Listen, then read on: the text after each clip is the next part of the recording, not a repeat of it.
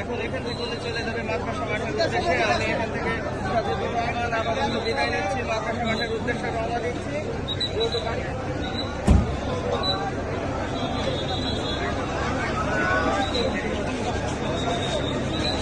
মনের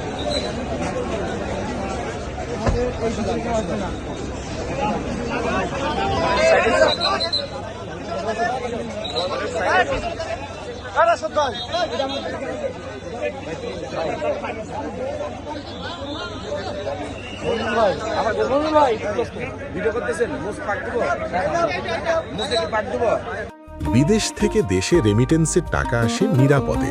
তাই আজই আপনার আপনজনকে বলে রাখুন, রেমিটেন্সের টাকা যেন শুধু নগদেই পাঠায়।